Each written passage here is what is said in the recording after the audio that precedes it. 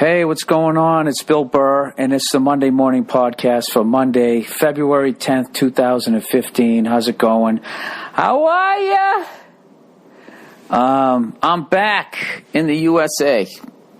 I just landed at JFK a couple of hours ago, and I've been trying to get this fucking thing done. My Olympus LS10 that I bought like 6-7 fucking years ago, it finally died. I think it finally died after a trip around the world. The old girl couldn't take it. You know, she went quietly in the night. Anyways, I'm psyched to be back. I had a great time. It's just a whirlwind tour around the world. I don't even know where the fuck I am right now, and I don't even know what time it is. Yeah, I do. It's 5:53 p.m. East Coast time, according to my my little fucking little iPad thing here. Shit. I don't know what to tell you guys. What the fuck do you want from me? You know, all you cunts out there who gave me shit because the podcast is so late this week. All right? You didn't even have the fucking decency, did you, to go onto my website and maybe have a little bit of empathy. You'd be like, oh, that's why. That's why it's late. He's flying back from Mumbai, India. Fucking 3 hours to Dubai, another fucking 13 hours on the goddamn plane, and some douche missed their connection when we were in Dubai, and their bag was on the plane. So they don't let the cunt on the plane, yet they spend 15 minutes trying to find, or 20 minutes trying to find the fucking bag, and they take it off the plane. It's like, at that point, why don't you just let the asshole on the plane so we can all get out of here, right? I mean, that's what I was doing. Well, you know, when I used to run an airline, that's how I did it. So I don't know what's going on with United Arab Emirates, whatever the fuck the airline is that I flew. Anyways, first of all, before I get going, thank you to everybody who came out to my shows in India, China, Singapore, whatever the fuck I was this week. It was my first trip to fucking Asia, and I had a great time. I did not get caned in Singapore. I didn't have any secret police in China, and no religious crazy people got me when I was in India, you know? So I survived it. Singapore was great. China was great. I don't fucking know what to tell you. Let's just talk about India, all right? First and foremost, the second you get to India, this is what you're going to see. Mumbai, India, you are going to see the greatest drivers and jaywalkers you've ever seen in your fucking life. I've never seen just complete fucking chaos when it comes to driving like I saw in India. And even like the old people were good at jaywalking. And what killed me, they never changed their gait. I guess gait, is that running? Whatever fucking speed they were walking. When they stepped out in traffic, they just stepped out and just kept walking at the same pace. The traffic never sped up, never slowed down. Nobody got hit. It was unreal. I've never been in the back of a cab so many times going, watch it. And just nobody slows down. Nobody speeds up. Everybody just keeps doing what they're doing. It's like watching Chevy Chase in Caddyshack when he's fucking putting barefoot. No. That's how they fucking do it. Definitely the most insane, craziest, coolest country I've ever been to was definitely, at least that city, man. That was, it was something else. The people were really cool. At first you freak out, when you show up. And we landed there at like midnight. And, we showed up to the hotel, and there's a guy with like a machine gun and somebody checking for bombs underneath the fucking car, which creeped me out at first. And there was like a metal detector going into the fucking hotel. But then I was just like, all right, now that I'm in here, I got a guy with a machine gun standing out front. This is way better than a Red Roof Inn.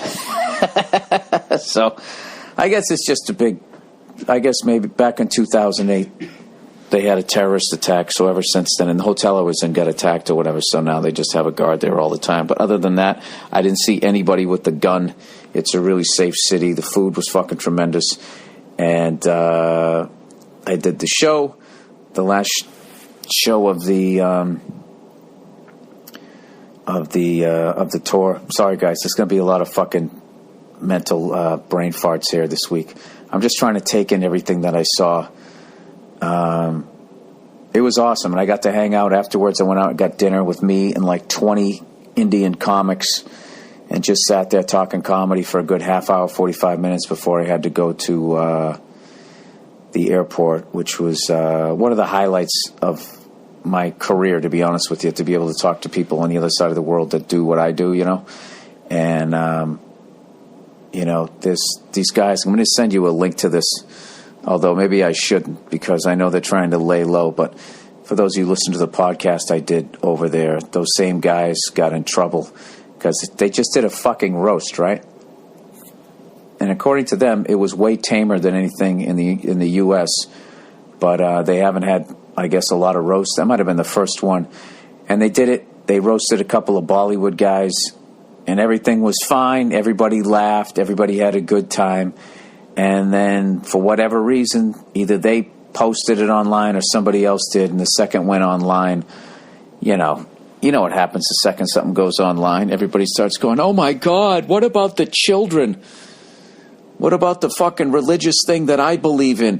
What will this comedy do to that? You know what I mean? Like, it's a fucking roast. Everybody's laughing, having a good time. So whatever. So everybody freaked out.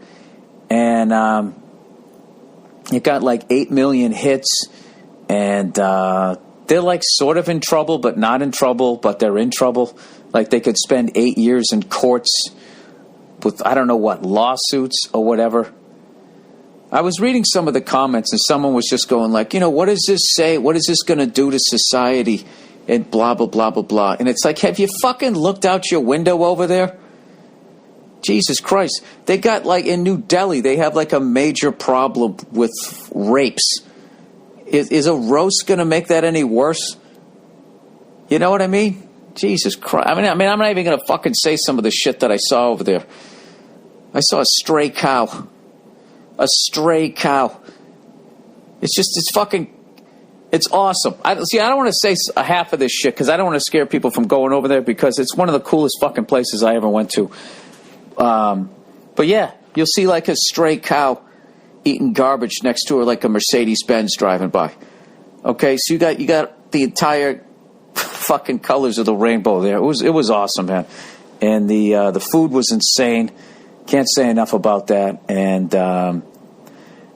other than that, what else did I get a chance to see? I didn't get a chance to see anything. Oh, this was the scary thing, was I went into the country, and because we fuck with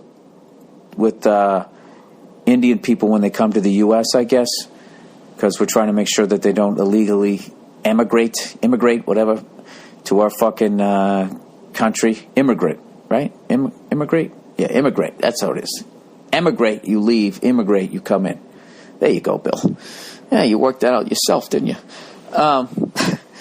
Anyways, so we fuck with them. So this is tit for tat thing. So then they fuck with us, specifically Americans from the West Coast. So they don't fuck with anybody from the East Coast, I guess. As far as like you come to the country, and then once you get to the country, you need another piece of paper stamped by the government so you can fucking leave. Or it's some Bronx Tale shit. Like, now you can't leave until you get this fucking thing. And it's, it's just some big pain in the ass thing that took like 2.5 hours for me to get.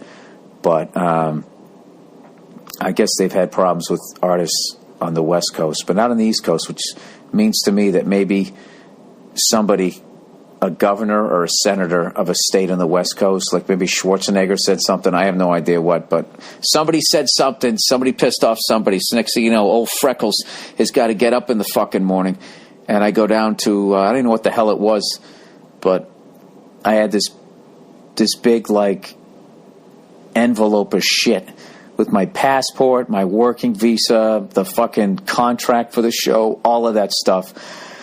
I go inside the building, and the promoter's not allowed to go with me. So now I'm in there. I mean, this was like one of the biggest, like, touristy things that I got to do, like really experience being in India. And I fucking go up to the third floor, and there's this big, long line of people, all from different countries, trying to get this piece of paper so they can fucking leave. And the line moved quickly, but then they just got you into another room. And it was like being at the fucking DMV. And you know how that goes. You're going to show up with a stack of papers like the goddamn phone book. And when you get up there, you just see the look on their face. You're like, oh, fuck you. What else do I need? And there's always something else. So, whatever. I kind of charmed the lady I was talking to. Like, I couldn't understand her. She couldn't really understand me. And I finally was able to convey it to her that I was a comedian. And she kind of, gave me this look like, really? You think you're funny? And I forget what the fuck I said, but I was able to make her smile, which was good because eventually I needed the promoter to come up there to help me get over the last leg of it. But what's funny about Indian people is they got this thing they do. When you ask them a question, they don't shake their head no or nod yes. They do like this bobblehead thing. And I was sitting there like, this white dude in Hong Kong told me that they're going to do that, and it actually means yes. You're going to think that they're being assholes, but it actually means yes. So this lady kept doing it, and I kept going, does that mean yes? Does it mean yes?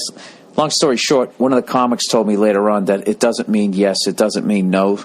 It means that they're, how did he put it? They're politely accepting your existence or something like that. I forget what it was. But everybody that I asked a question to there, I was like, so if I give them all this stuff, like I'll be able to get the piece of paper, I'll be fine. And then they do like that bobblehead, like, hey, maybe you will, maybe you won't, maybe you'll be on that plane back to the U.S. Maybe you'll be in the garbage next to the cow tomorrow. I don't know. I don't know how. I don't know what to tell you. So I'm just going to do this fucking thing with my head. So I got a big kick out of that. And here's the thing, too. Like, I've really been working on my temper. I stayed up there for 2 hours and 45 minutes. I never lost my temper once. At one point, I sat there and I looked over at the lady, and I was just like, I looked down at the floor. I was like, how fucking long is this going to fucking take? That's the worst I got. Sort of whispered that. But then I just looked around the room, and I saw this family of 4 from the Philippines, and they were in front of me, and I'm like, all right, they're still here. The guy who was behind me, he's still here, so everybody's waiting the same amount of time. For the love of God, Bill, fucking relax. So whatever, but I just, oh my God, I saw so much shit over there so quickly. Went down to this, they're having like this street fair thing, and they had all this, brought my wife down there. They had all this amazing clothing and all that type of shit, and artwork and all that type of stuff. It's just one of those things you just walk around like, I'm in fucking India right now. I couldn't believe it. And then what's funny is you go out to go do the show, and you feel like you're in the United States. It's the exact same thing. People laugh at the same shit. It's just that when Singapore, Hong Kong, and India, they had like these, don't talk about the government, don't talk about religion, don't talk about race. And then you go to the show, and the comic in front of you is talking about all of that shit. And basically how it works, for you to really get in trouble with that, you would have to be basically living in the country, build up a reputation for doing it all the time, and then eventually one of those governments would be like, all right, let's send somebody down there. And then they'd go down, they'd watch you, and all you'd get is like a fine. Either they'd fine the promoter, the venue, or possibly the performer. I don't know. It's not really like, harshly enforced, which was a pleasant surprise.